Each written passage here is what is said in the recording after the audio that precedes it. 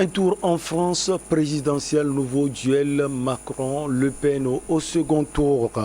En Guinée, retour à Conakry de l'ancien président Alpha Condé. Et puis au Mali, comment expliquer les récents succès des forces armées maliennes? On termine comme de coutume par le Togo, élection régionale en jeu. Nos invités sont en place.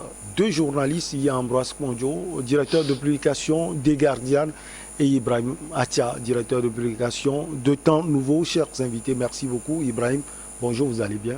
Bonjour Michel et bonjour aux téléspectatrices et téléspectateurs. Et bonjour mon cher frère Ambroise, c'est un plaisir de le retrouver sur le plateau. Ambroise, bonjour, vous allez bonjour bien? Michel, bonjour mon frère Atia. C'est la première fois qu'on se voit quand même ici, mais ailleurs vous êtes toujours ensemble. Retrouve, oui. Je dis bonjour également à nos téléspectatrices et téléspectateurs. Allez, on commence par la France sans surprise. C'est un nouveau duel Emmanuel Macron-Marine Le Pen qui attendra les Françaises et les Français le 24 avril prochain, après une campagne marquée par la crise sanitaire puis par l'invasion russe en Ukraine. Les électeurs et électrices ont parlé ce dimanche et l'affiche du deuxième tour de l'élection présidentielle est connue. Alors Ibrahim Acha, quels sont les renseignements qu'on peut avoir de ce premier tour des élections présidentielles en France, où on verra au second tour Madame Le Pen et le président sortant Emmanuel Macron? Mais il faut dire que la France a fait montre d'une grande démocratie, parce que les élections ne se sont pas déroulées comme nous le constatons souvent sous les tropiques. Vous savez, sous les tropiques, c'est le bourrage des urnes, c'est des velléités de fraude, c'est des achats de conscience et tout ça là. Mais en Occident, ce n'est pas ça. Les élections se passent dans une atmosphère beaucoup plus civilisée. Et vous allez voir aussi que lors des campagnes, il y a des envolées verbales, mais à la limite quand même de l'irrévérence. Donc nous avons assisté à une campagne qui s'est bien déroulée. Chacun de son côté a déroulé son plan de société ou bien son programme de société et la philosophie qui sous-tend vraiment son bord politique. Donc vous allez voir que Emmanuel Macron, le président actuel, a fait aussi sa campagne à la manière d'un homme qui voudrait repositionner la France autrement. Quand vous prenez Jean-Luc Mélenchon, c'est vraiment la tristesse de en troisième position de la soirée du dimanche. Et Marine Le Pen aussi, qui est très offensive et qui défend toujours les valeurs républicaine, avec ces histoires d'immigration et la France aux Français et tout ça là. Vous comprenez que chacun de son côté a essayé de vendre une marchandise politique au peuple français, et au finish les Français ont choisi ce qu'ils estiment être à même de pouvoir conduire leur destin. Et donc c'est une élection appréciée, du moins en Afrique. Et nous sommes en train de voir ce qui va se passer le 24 avril prochain. Mais il faut dire que c'est l'histoire qui se répète, parce qu'en 2017, il y a eu le deuxième tour aussi. Il y avait ce duel. Voilà, il y a eu ce duel entre Macron et Marine Le Pen. Cette fois-ci, est-ce que ça va toujours aller à l'avantage de Macron? Bon, cela reste à voir. Sauf qu'au niveau de Marine Le Pen, ce que nous constatons, c'est qu'elle a cette fois-ci l'intention de ratisser large, puisque déjà, elle commence par dire à tous ceux qui n'ont pas voté Macron, c'est-à-dire que ceux qui ont voté Mélenchon, ceux qui ont voté Éric Zemmour, ceux qui ont voté Anne Hidalgo et tout ça là, tout ce beau monde-là doivent la rejoindre. En tout cas, c'est ce qu'elle estime. Mais au même moment, certains aussi de ces candidats qui ne sont pas allés, en tout cas, comme on le dit, au bout de la course, ont commencé déjà aussi par donner des consignes de vote. Donc, nous disons que est-ce qu'il y aura reportage de voix?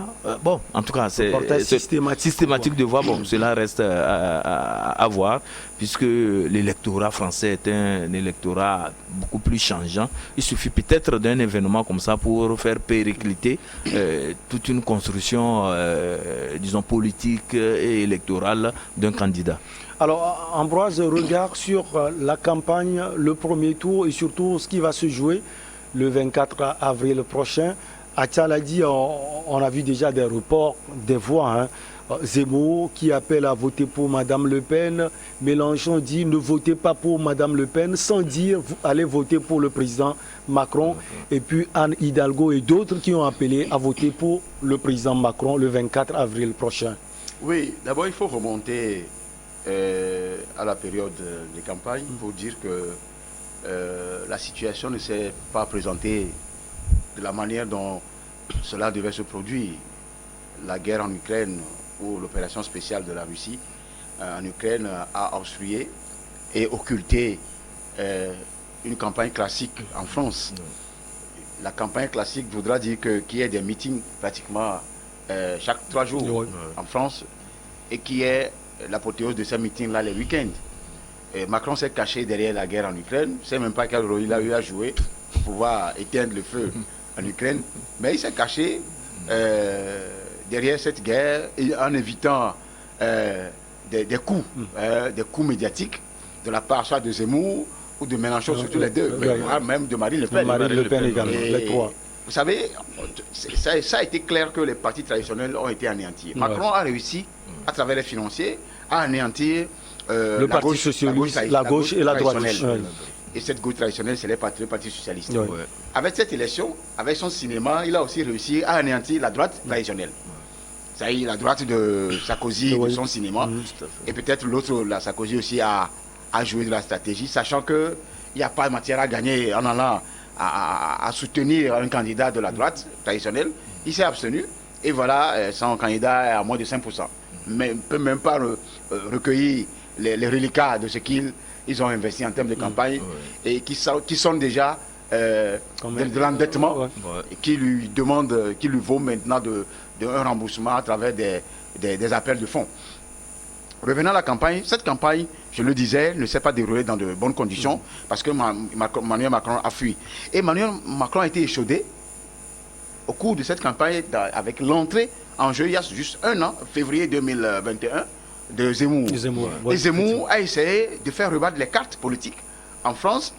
Ça n'a pas été du tout facile pour Marine Le Pen, qui a joué la carte pacifique et d'apaisement pour ne pas rentrer en confrontation avec un autre dur de la droite, de l'extrême droite, et lui ravir la vedette. Elle a joué sincèrement, elle a changé. La dame a changé, parce qu'en politique, il faut savoir aussi changer. Et ça a apporté un coup à Zemmour, hein, parce qu'on voyait déjà Zemmour au deuxième tour. C'est ça qu'on appelle la politique. Zemmour a payé le prix de sa position par rapport à ce qui se passe en Ukraine, frontalement à la Russie. À la Russie. Et quelques sorties. Tout ce monde-là, ils sont les pro-russes. Jusqu'au jour d'aujourd'hui, même dans leur sang, c'est les pro-russes. Sauf qu'en politique, en France, il faut savoir comment on appelle, il faut savoir ajuster les mots pour éviter, c'est ce qui est arrivé à Zemmour. Maintenant, et c'est ce que récolte politiquement aujourd'hui Marine Le Pen. En 2017, il était face à Macron, mais sans autre adversaire à l'extrême droite. Mais la carte a changé avec la présence de Zemmour. Et donc ça a fait redescendre Zemmour au profit de Le Pen. Maintenant Macron fuyant les débats d'abord, quand tu es président et que tu veux réellement tester ta posture politique présidentiable avec les autres candidats, il faut se présenter au débat, ce qu'il n'a pas voulu faire, de peur qu'il soit lynché. Il attend le deuxième tour. Il y a 3 de ses adversaires les plus farouches qui vont le lyncher sur les médias. Premier, Zemmour, qui ne rate même pas d'une seule seconde.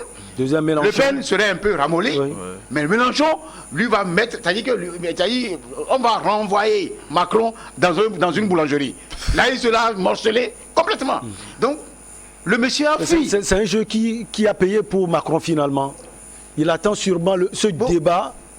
Vous savez, il y a des lobbies. On parle des élections, la transparence, la crédibilité, mais il y a aussi des lobbies qui fonctionnent en souterrain pour soutenir un candidat qui maintienne l'ordre des puissants. On ne peut pas refuser ça. Parce qu'on ne sait pas si jamais personne ne voudra avoir, en tout cas, nous qui sommes de la tendance gauche en Afrique, nous ne voudrons jamais avoir un Zemmour ou un Le Pen au pouvoir. Mais les Français en veulent. Mais ce qui était, il y en a qu'on ne dit pas par rapport à Mélenchon. Mélenchon n'a jamais dépassé 15% en France. Je ne me rappelle pas que ce monsieur ait dépensé. Il est à 21%. C'est un exploit. Ce qui fait que dans un an, au cours des élections législatives, les cartes seront rebattues à l'Assemblée. Macron n'a plus la majorité. C'est possible. Si on veut se baser sur ça. Parce que Macron a énervé les gens. Macron a survolté les gens. Il a révolté, il a sauté le nerf des gens, même des Français. Qui a fait créer les Gilets jaunes? C'est le comportement de Macron, l'arrogance, la suffisance. Je ne veux même pas étaler d'autres mots. Mais je me dis que lui-même, il avait eu peur de ne pas réussir. À l'heure actuelle, même, il a peur. Oui, c'est vrai, ça va se jouer à l'arraché. Si c'est que ce Zemmour n'est pas rentré dans le jeu, Macron n'irait pas au deuxième tour. Je vous le garantis. Parce que les voix de Zemmour seront déjà rattachées et ceux-là vont rapporter leur voix sur Mélenchon. Donc ce serait Mélenchon et les gens aimeraient plus Mélenchon que... Et c'est là, la gauche, l'extrême gauche viendra au pouvoir avec Mélenchon. Donc aujourd'hui, j'estime que les choses ne sont pas encore jouées. Moi je sais, nous on sait quand même géopolitiquement qu'il y a des gens souterrainement qui peuvent même appeler à faire la fraude au profit de Macron. Hein. Parce que ça se lit déjà sur les trucs là. Mais moi, je ne suis pas dans le jeu des fraudes en France. Mais je me dis quand même que, parce que là-bas, les choses sont suivies à la millimètre près. Oui, tout à fait. Mais il y a 6 fraudes, il devait avoir ce serait de façon... Ce n'est pas comme chez nous, en Afrique et au Togo, où vous voyez des gens transporter tout ça. Non, c'est pas ça. Il y a des malices, des fraudes insidieuses et intelligentes qu'on peut organiser pour pouvoir faire passer un candidat. Mais ce serait difficile aussi, je le dis. Donc aujourd'hui, Le Pen sait qu'elle ne va jamais gagner les élections. Ouais. Parce que déjà, les sondages placent Macron devant 54%. Sur le principe, Mélenchon devait déjà envoyer, pas mécaniquement, mais comme on le fait habituellement, envoyer ces 21 voix de suffrage à Macron. Ce qui fait que Macron va monter à l'échelle à 60%. Mais il ne le fera pas parce que Mélenchon est dans contre Macron. Ils ne peuvent jamais s'entendre. Ou même sa position veut dire, Ibrahim Macha, oui, je reproche des choses au président sortant, mais je ne suis pas pour la montée au pouvoir de Madame Le Pen. Oui, Madame Le Pen a des positions beaucoup plus tranchées. C'est des positions très radicales, surtout en matière d'immigration. Vous savez qu'en France, la richesse même de la France, c'est avec les immigrés, avec les Français, en tout cas immigrés. Et donc, quand on se réfère un peu à ce que dit Marine Le Pen par rapport à la primauté de la culture française, au respect des valeurs républicaines et tout ça là, vous comprenez que ça met, en tout cas, hors jeu, une catégorie de Français. Mais la France, c'est le melting pot. C'est la pluralité des ethnies, c'est la pluralité des peuples et tout ça là. Et c'est ça qui fait même la richesse de la France. Donc ça fait que Marine Le Pen n'est pas à proprement parler en vogue en matière de candidat, pouvoir incarner vraiment la grandeur de la France. Donc c'est pourquoi aujourd'hui, quand vous voyez un peu ce duel, les gens se disent qu'on risque d'assister à ce qui s'est passé en 2017 où Macron a damé le pion à Madame Le Pen. Mais Ambroise disait quelque chose qui est très fondamental, c'est par rapport au niveau de la réaction de l'électorat français.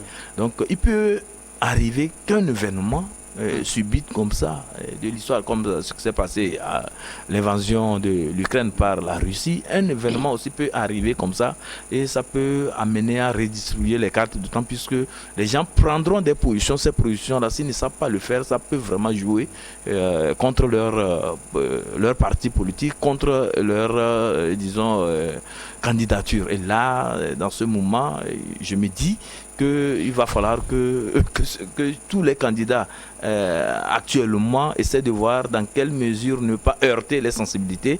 Et Ambroise disait aussi de Macron qui a fui les débats. Non, à mon avis, c'était une stratégie. En fait, c'est une stratégie parce qu'il y avait beaucoup de dossiers et surtout qu'il était foncièrement impliqué dans la résolution de la crise russo-ukrainienne. Donc ça fait que s'il allait trop aussi devant les médias, certaines questions pouvaient l'amener à dire des choses qui vont à l'affaiblir, merci, et à dire en tout cas des choses qui sont peut-être en déphasage avec ce qu'il a eu au préalable à dire, d'aller contre lui, qui avait dit que Poutine ne pouvait pas attaquer l'Ukraine. Et pourtant Poutine a attaqué l'Ukraine. Donc voilà, je pense que ça fait partie d'une stratégie. Et quand vous le suivez, même hier, il disait qu'il fera autrement cette fois-ci. Autrement, bon, qu'est-ce que nous mettons dedans? C'est que nous disons qu'il va sortir, il va rencontrer des gens, il y aura même les débats télévisés si éventuellement les journalistes s'organisaient pour faire cela. Et il va aussi aller sur des thématiques qui intéressent les Français. Allez, si vous le permettez, on va marquer la pause. On va revenir parler de ce duel du deuxième tour.